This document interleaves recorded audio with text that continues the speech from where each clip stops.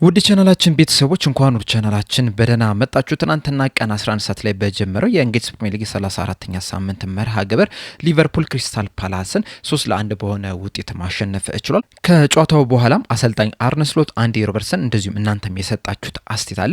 እነዚህን አስቴቶች እንዳለ ይዤላችሁ መጥቻለሁ። እስከ መጨረሻው ደቂቃ ድረስ አብራችሁ ቆይታችሁ እንድትከታተሉት ያላችሁን ሀሳብ አስቴት እንዳለ ኮሜንት ሴክሽን ላይ በመጻፍ እንድታሳውቁኝ፣ ሰብስክራይብ፣ ላይክ፣ ሼር እያደረጋችሁም የቻናሉ ቤተሰብ እንድትሆኑም በአክብሮት እጠይቃለሁ። አሁን በቀጥታ ወደ ተሰጡት አስቴት የምንገባ ይሆናል። በመጀመሪያ የምንመለከተው አሰልጣኝ አርነ ስሎት የሰጡትን አስቴት ይሆናል። በጨዋታው ዙሪያ በድሉ ዙሪያ በሰጡት አስቴት ይህንን ጨዋታ በማሸነፋችን በጣም ደስተኛ ነኝ። በዚህ ሲዝን ከክሪስታል ፓላሶች ጋር 3 ጊዜ ተገናኝተን ነበር። ነገር ግን በሶስቱም አጋጣሚዎች አሸንፈን መውጣት አልቻልንም ነበረ። ነገር ግን በስተመጨረሻ አሸንፈናቸው ልንወጣል። በዚህም ደስተኛ ነኝ። በዚህ ሲዝን እንግዲህ በጣም ብዙ ነገሮችን አሳልፈናል። እንጻፉ ቢባል እንኳን ራሱ አንድ ሙሉ መጽሐፍ የሚወጣውን ነገር ነው ያሳለፍነውና ብዙ ነገሮችን አይተናል። የተለያዩ ነገሮችም አጋጥመውናል። ከዚህ በኋላ እንግዲህ አዲስ ነገር አይኖርም ብዬ ጠብቄ ነበር። ነገር ግን በዛሬው ጨዋታ ላይ አዲስ ነገር መመልከት ችለናል። በረኛው በወደቀበት ክሪስታል ፓላሶች ጎል አስቆጥረው መውጣት ችለዋል። እንደዛም ቢሆንም ግን በስተመጨረሻ ሶስተኛ ግብ በመጨመር 3-1 በሆነ ውጤት አሸንፈን ልንወጣ ችለናል የሚል አስቴትን ሰጥቷል። በመሐመድ ሳላህ ዙሪያ በሰጡት አስቴት መሐመድ ሳላህ እንግዲህ ተጎድቶ ነው ተቀይሮ ሊወጣ የቻለው። ጉዳቱ ምን ያህል የከፋ ነው የሚለውን ነገር እስካሁን ድረስ እርግጠኛ አይደለንም። ነገር ግን ደግሞ በቶሎ ይመለሳል ብዬ ተስፋ አድርጋለሁ። እንደሚታወቀው ፕሪሚየር ሊጉ ሊጠናቀቅ 4 ሳምንታት ብቻ ነው የቀረው። ይህ ሲዝን ደግሞ የመጨረሻ ሲዝኑ እንደመሆኑ መጠን በዚህ በጉዳት ምክንያት ሲዝኑ እንዲጠናቀቅ አልፈልግም። በመጨረሻም ወደ ሜዳ ተመልሶ ክለቡንና ደጋፊዎችን ሲሰናበት ማየት እፈልጋለሁ። ነገር ግን ደግሞ ተቀይሮ ሲወጣ ከተመለከታችሁት በዚህ ሲዝን ምናልባትም ላይመለስ የሚችልበት እድል እንዳለ እያሰበ ይወጣ ይመስለኛል። ጉዳቱ ግን የከፋ እንደማይሆን ተስፋ አድርጋለሁ። በቅርቡም ወደ ሜዳ እንደሚመለስም ተስፋ አድርጋለሁ። ነገር ግን ምን ያህል የከፋ ነው የሚለው ነገር እንግዲህ አብረን የምንመለከተው ይሆናል የሚል አስቴትን ሰጥተዋል። በውድማን ዙሪያ በሰጡት አስቴት በዚህ ጨዋታ ላይ ፍሬዲ ውድማን በጣም አስደናቂ የሚባል እንቅስቃሴን ማድረግ ችሏል። ብዙ ኳሶችን ማዳን ችሏል። በዚህ ሲዝን እንግዲህ እንዳጠቃላይ ከተመለከታችሁ እኛ በጣም ብዙ እድሎችን ስንፈጥር ነበር በአብዛኞቹ ጨዋታዎች።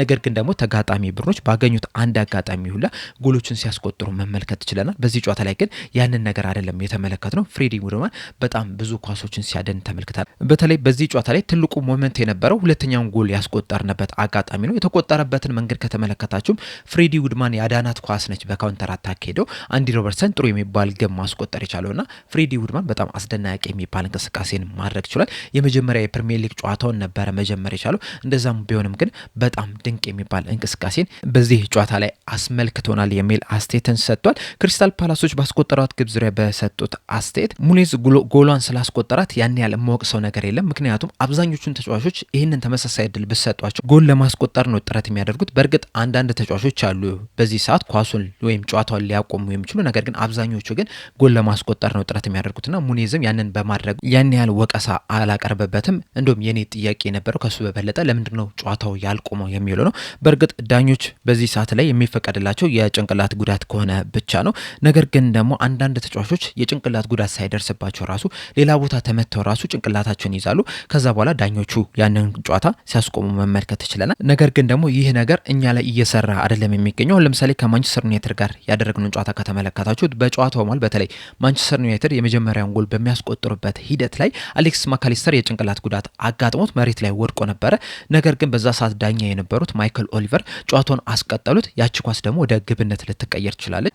ማካሊስተር ደግሞ ባጋጠመው ጉዳት 5 ስፌቶች አስፈልጉታልና በጣም ብዙ ጊዜ ዳኞች በእኛ በኩል ሲሆን ኳሶችን እያስቆሙ አይደለም፣ ጨዋታውን እያስቆሙ አይደለም። ነገር ግን ደግሞ ተጋጣሚ ቡድኖች ትንሽ እንኳን ወድቀው ሲንከባለሉ ጨዋታውን ሲያስቆሙት መመልከት ችለናል። ይህ ነገር ደግሞ ለአንድ ጊዜ ብቻ አይደለም ሀፕን ያደረገው፣ በተደጋጋሚ ሲፈጠር የነበረ ነገር ነው። ይህ ደግሞ የበለጠ ፈርስትሬት የሚያደርግ ነው። ተጫዋቾች ሳይጎዱ ተጎድተናል ብለው ሲወርቁ ዳኛው ያስቆማል። ነገር ግን በረኛው ሲጎዳ ግን ጨዋታውን ሊያስቆም አልቻለም። እንደኔ ሀሳብ ጨዋታውን ማስቆም ነበረበት። ብቸኛው ኤክስፕላኔሽን ሊሆን የሚችለው ማብራሪያ ሊሆን የሚችለው ዳኛው በረኛው ሲወርቅ ካልተመለከተው ብቻ ነው እንጂ ማስቆም ነበረበት። በረኛውም ካልተጎዳ በዛ ሰዓት የሚወርቅበት ምንም ምክንያት የለውም። ፌክ የሚያደርግበት ምንም ምክንያት የለውም። ምክንያቱም ኳሷን ከተመለከታችሁት ራቅ ብላለች። ሙኔዝም ያስቆጠረበትን መንገድ ከተመለከታችሁት በረኛው በቀላሉ ኳሷን ሊያድናት የሚችላት ነች የነበረችውና በረኛው ዝም ብሎ አይደለም የወደቀው፣ ለውሸት አይደለም የወደቀው፣ ስለተጎዳ ነበር የወደቀውና ይህንንም ተመልክተው ዳኛው ጨዋታውን ሊያስቆሙ ይገባ ነበር የሚል አስተያየትን ሰጥቷል። በአሌክሳንደር ኢሳክ ዙሪያ በሰጡት አስተያየት በተለይ የትናንትናው ጎል ለአሌክሳንደር ኢሳክ የመጀመሪያ የአንፊልድ ጎል ነውና በዚህ ዙሪያ በሰጡት አስተያየት ይህንን ነገር ስንመለከት እንግዲህ ትንሽ ግራ ሊያጋባ ይችላል ወይም የማይታመን ነው ሊሆን የሚችለው። ምክንያቱም እንደ አሌክሳንደር ኢሳክ ያለ አጥቂ በጣም ምርጥ የሚባል አጥቂ የመጀመሪያ ጎሉን በኤፕሪል ወር ላይ ማስቆጠሩ በጣም የሚያስገርም ነው። ነገር ግን ደግሞ ካለፈው ሲዝን አንጻር እንደዚሁም ደግሞ ካጋጠሙት ጉዳቶች አንጻር ጎል ማስቆጠሩ በጣም የሚያስደስት ነው። ጎል ያስቆጠረበት መንገድ ራሱ በጣም ደስ የሚል ነው። በእርግጥ አሁንም የሚቀሩት ነገሮች አሉ። ገና ወደ ማች ፊትነሱ አልመጣም።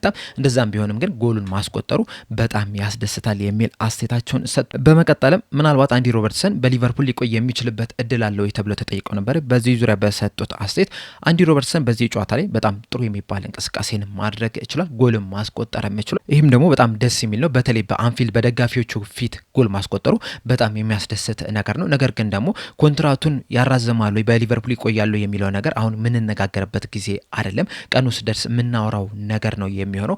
በዚህ ሰዓት ላይ በጣም በጥሩ ሁኔታ እየተጫወተ ነው የሚገኘው። ክለቡን እንደሚወዱ ሁላችንም እናውቃለን፣ ደጋፊዎችም እንደሚወዱት ሁላችንም እናውቃለን። እና በዚህ ሰዓት ማውራት ያለብን ስላሳየው እንቅስቃሴ ስላስቆጠረው ጎል ማውራት ያለብን። ምክንያቱም ሮበርትሰን ብዙ ጊዜ ጎል የሚያስቆጠር ተጫዋች አይደለም። ስለዚህ ፎከሳችን እዛ ላይ ነው መሆን መቻል ያለበት። ስለ ኮንትራቱ በቀጣይ የምንመለከተው ይሆናል የሚል አስተያየታቸውን ሰጥቷል። በመቀጠልም አንዲ ሮበርትሰን ነበር አስተያየቱን የሰጠው በሙኒዝ ባስቆጠራት ግብ ዙሪያ በሰጠው አስተያየት እንደሚመስለኝ ሙኒዝ የፍሬዲ ውድማንን መውደቅ የተመለከተ አይመስለኝም። ምናልባት ቢመለከተው ኖሮ የተለየ ውሳኔ ሊወስን ይችል ነበር። ነገር ግን የበረኛውን መውደቅ ስላልተመለከተው ያን ያህል ልንወቅሰው አይገባም። ለምን እንደዚህ ያደረገ ብለን ያን ያህል ጫና ልናሳድርበት አይገባም የሚል አስተያየቱን ሰጥቷል።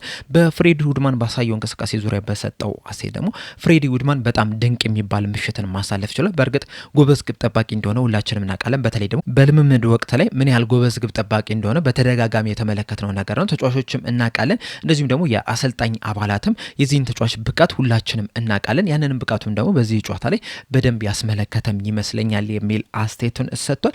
ባስቆጠራት ግብና በቀሩት አራት ጨዋታዎች ዙሪያ በሰጠው አስተያየት ደግሞ ጎሏን በማስቆጠር በጣም ደስተኛ፣ ጎሏን በጣም አሪፍ ግብ ነች የነበረችው። እናም ኢንጆይ ያደረግኳት ነው የምገኘው። ቀሪ እንግዲህ አራት ጨዋታዎች አሉ፣ ሁለቱ በሜዳችን የምናደርገውና አሰልጣኙ በሰጠኝ ደቂቃ ሁላ የቀሩኝን ጊዜያቶች ኢንጆይ ማድረግ እፈልጋለሁ፣ መደሰት እፈልጋለሁ። ይህ ክለብ በጣም ነው የምወደውና እነዚህን አራት ጨዋታዎችም በልዩ መልኩ ማሳለፍ እፈልጋለሁ የሚል አስተያየቱን ሰጥቷል። እንደዚሁም በድሉ ዙሪያ በሰጠው አስተያየት በማሸነፋችን በጣም ደስተኛ ነኝ። ከዚህ በኋላ የቀሩትንም ጨዋታዎች እንግዲህ እያንዳንዱ ጨዋታ ያሸነፍን የተሻለ ደረጃን ይዘን ለማጠናቀቅም ከፍተኛ ጥረት እናደርጋለን የሚል አስተያየቱን ሰጥቷል። በመቀጠል የምንመለከተው እናንተ የሰጣችሁትን አስተያየት ይሆናል።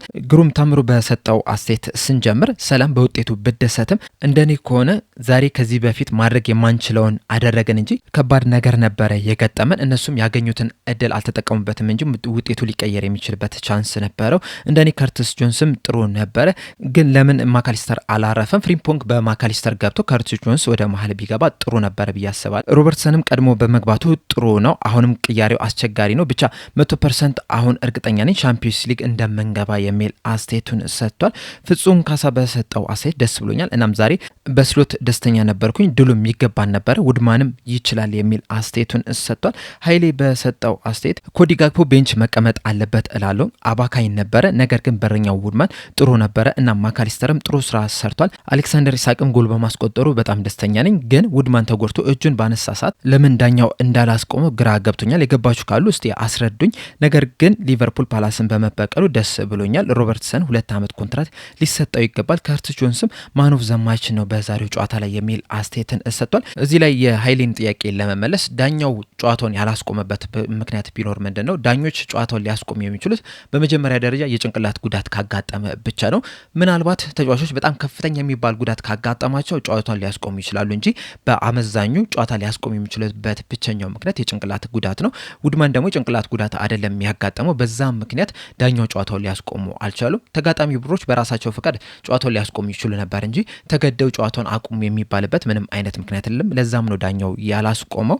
ኢዮብ በሰጠው አስተያየት ስናጠናቀቅ እንደኔ ሮበርትሰን ቢያንስ 2 ዓመት ኮንትራት መሰጠት ነበረበት ባይነኝ። ለምን ቤንች እንደሚደ እንደሚደረግም ግልጽ ሳይሆንልኝ ነው የከረምኩትኝ። ዛሬም መበቀላችን ደስ ብሎኛል። ለእኔ ማን ኦፍ ዘ ማች ጆንስ ነው። ጎል እንዲያስቆጥሩ የተመኘሁት ተጫዋቾች ስላስቆጠሩም ደስ ብሎኛል የሚል አስተያየትን ሰጥቷል። ከብዙ በጥቂቱ ነው የሰጣችሁት አስተያየት ይህንን ይመስል ነበረ። በአጠቃላይም ደግሞ አሰልጣኝ አርነ ስሎት እንደዚሁም አንዲ ሮብሰን እንደዚሁም እናንተም የሰጣችሁት አስተያየት ይህንን ይመስል ነበረ።